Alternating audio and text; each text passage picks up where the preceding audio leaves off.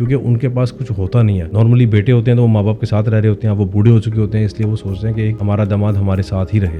ये उसके पीछे एक लॉजिक है जो मैंने देखी है अभी तक। तो लोग इसको कुछ और समझ रहे होते हैं जो हमारे पास आते हैं लोग। ऐसा मैंने तो आज तक कोई रिश्ता नहीं देखा जिसमें वो कहें जी हम लड़के को साथ ही रख लेंगे, बेशर्मों की तरह वो हमारे साथ ही रहे, खुद भी ना कमाए, हम उसे इतना कोई भी बर्दाश्त नहीं करता। खासतौर पर भाई जो है वो नहीं इस चीज़ को पसंद करते कि हमारी बहन का हस्बैंड कुछ भी ना करता। हर माँ बाप की ख्वाहिश होती है कि लड़का अपने पैरों पर खड़ा हो। तो वो जो लड़की वाले हैं, जो इकलौती बेटी होती है या जिनकी एक बेटी रह जाती है, जिसके लिए वो रिश्ता अपने घर दामाद का रिश्ता रखते हैं, लेकिन वो करते भी उसी के साथ हैं जो किसी अच्छी फैमिली से बिलोंग करता हो, खाता पीते घर से हो, फाइनेंशियली स्ट्रांग हो, कि कोई भूखा नंगा ना हो कि कल को बेटी को भी मार दे या उसको तलाक दे दे, उसकी प्रॉपर्टी बेच दे, ऐसा ना हो। तो वो उसी बंदे के साथ शादी करते हैं अपनी बेटी की जो एक अच्छे खानदान से ताल्लुक रखता हो। और ऐसे ही रिश्ते होते हैं, ऐसे नहीं होते कि कोई भी लूचा लफंगा उठ के आ गया और शॉर्टकट के चक्रों में कहे जी कि मुझे मकान भी मिले, मुझे प्लॉट भी मिले, मुझे जो है पैसा भी मिले, कारोबार भी मिले और खूबसूरत सा बेड भी मिले, और उसके ऊपर वो अपनी बेटी पेश करके रख कर मेरे आके पेश कर दें कि ये लो जी अब तुम हमारे घर दामाद बन गए हो और आओ जो मजे उड़ाओ। तो ऐसे लोगों से बच के रहें, ये लोग ज़हनी मरीज होते हैं और इनको इलाज की ज़रूरत होती है। बहुत शुक्रिया आपका।